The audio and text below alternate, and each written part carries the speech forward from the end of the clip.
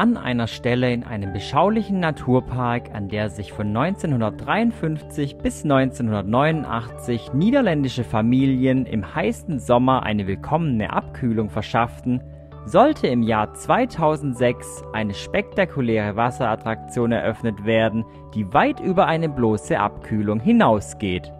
Der fliegende Holländer in Efteling.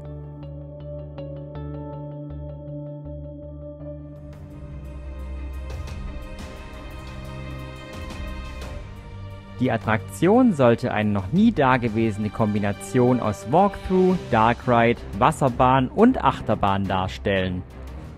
Ein technischer Meilenstein einer Freizeitparkattraktion und ein noch nie dagewesenes Besuchererlebnis. Doch nach Baubeginn und spätestens bei den ersten Testfahrten kam die große Ernüchterung. Die geplante Technik konnte den hohen Anforderungen nicht standhalten und die Eröffnung des fliegenden Holländers in Efteling für die Saison 2006 musste abgesagt werden.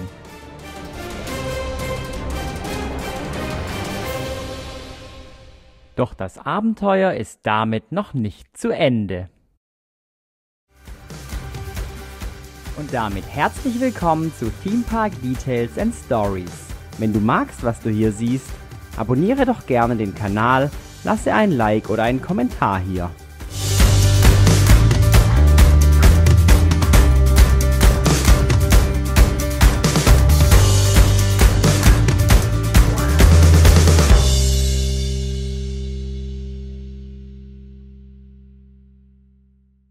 Die Gründe für die Verschiebung der Eröffnung des fliegenden Holländers war nicht nur ein technisches Problem, es war eine Anreihung von ganz unterschiedlichen technischen Herausforderungen, die die Eröffnung des Rides verzögerten.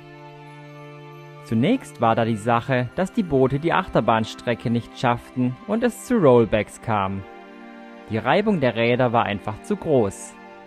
Dieses Problem konnte man aber durch den Einsatz von anderen Rädern noch ganz gut lösen. Ein viel größeres Problem hatte allerdings der 45 Grad steile Lift.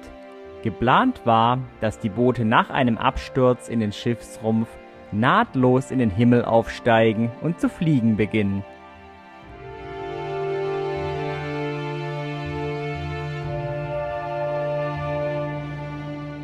In der Realität stürzten die wuchtigen Boote in den Schiffsrumpf, knallten in die Kette und in die Rücklaufsperre, welche diesem Druck dauerhaft nicht standhalten konnten. Der damalige Hersteller, die Firma Kumbak, hatte die Situation komplett falsch eingeschätzt.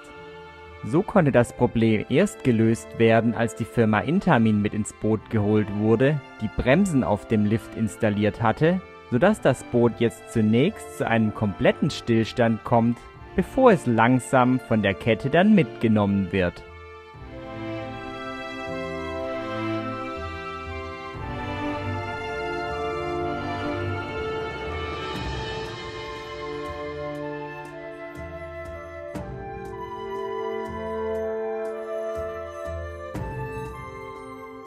Doch es gab noch ein Problem: der Antrieb im Wasser.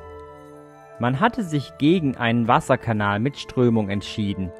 Die Boote sollten wie von Geisterhand auf dem offenen Meer treiben. Diesen Effekt wollte man mit einer Kette unter Wasser erreichen. Doch das Problem an dem natürlich gehaltenen See war, dass ständig Sand und Schlick in den Antrieb der Kette kam und sie dadurch nicht mehr funktionierte. Hier wurde viel probiert, um das Problem in den Griff zu bekommen.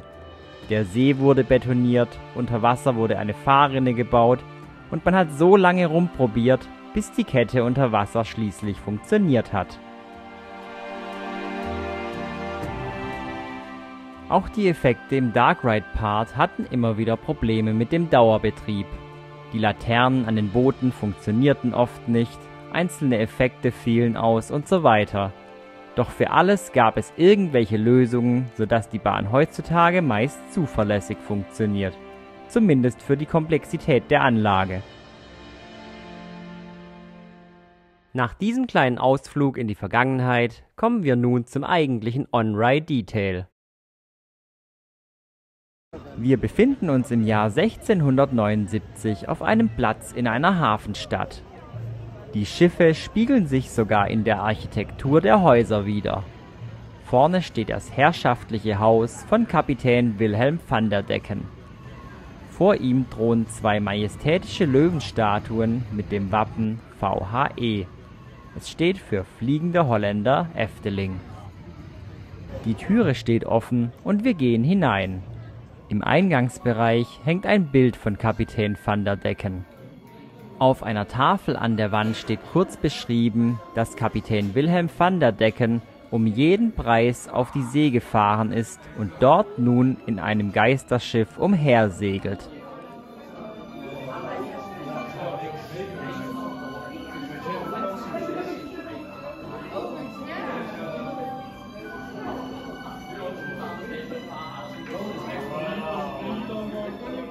Weiter geht der Weg in die Bibliothek des Hauses.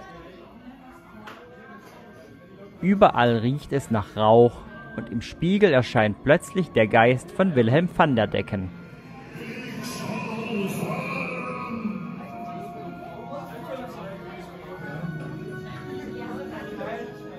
Hinter einem Bild mit einem Schiff befindet sich ein Geheimgang.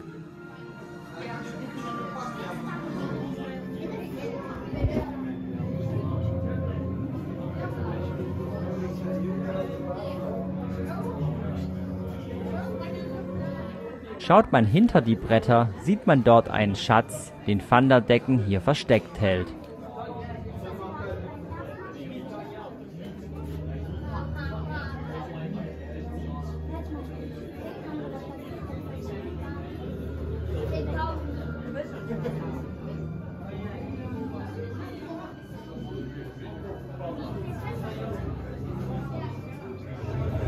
Plötzlich merkt man, warum es überall nach Rauch riecht. Die Decke beginnt zu brennen und der Fluch, der auf dem Kapitän lauert, scheint durchzudringen.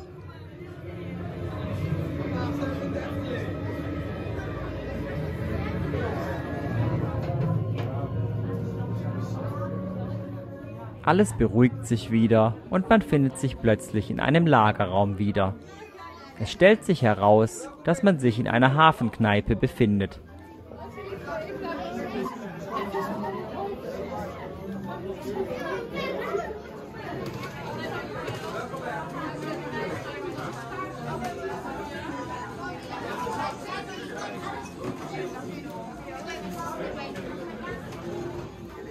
Draußen sieht man, wie regelmäßig im Hafen Schiffe in See stechen.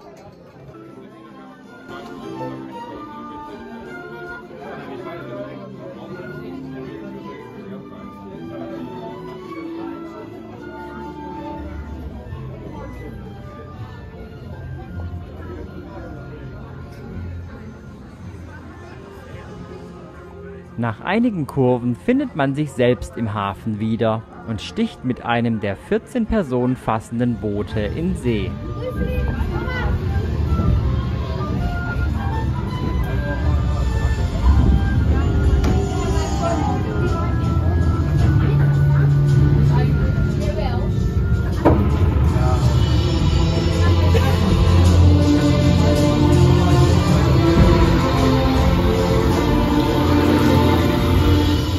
Vorbei an großen Schiffen geht es durch eine Schleuse hinaus aufs offene Meer und in die Nacht.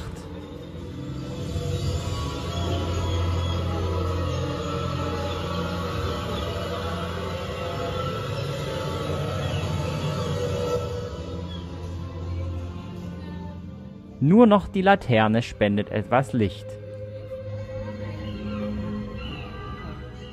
Nebel taucht auf. Glücklicherweise funktionieren die Laternen mittlerweile zuverlässig, denn ohne brennende Laterne sieht der Nebeleffekt so aus.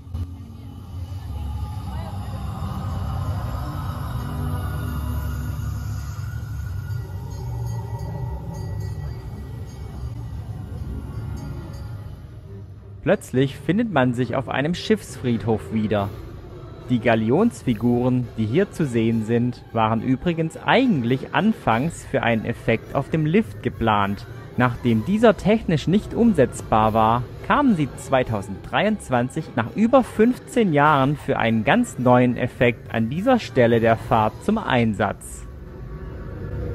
Und dann taucht er plötzlich aus der Dunkelheit auf, der fliegende Holländer, und reißt das Boot in die Tiefe.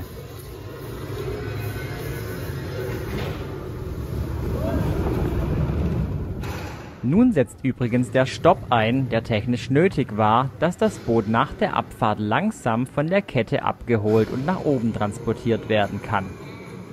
Oben sieht man Wilhelm van der Decken, wie er sich zum Geist verwandelt und das Boot dem Himmel entgegenschickt.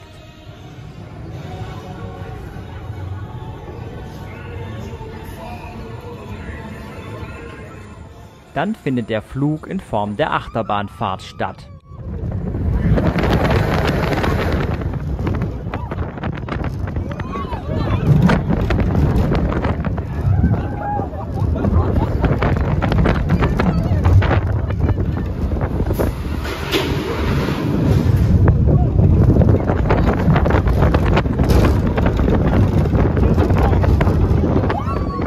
Der Splashdown in den See sorgt an dieser Stelle übrigens kaum dafür, dass die Boote abgebremst werden.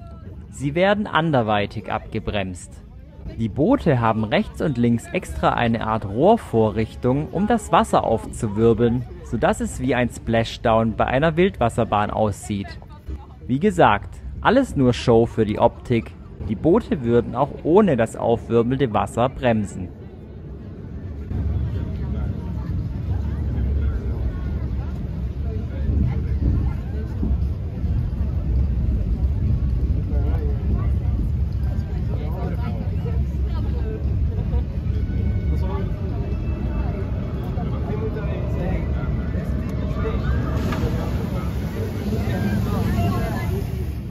So schippert man gemächlich zurück in den Hafen und das Abenteuer findet langsam sein Ende.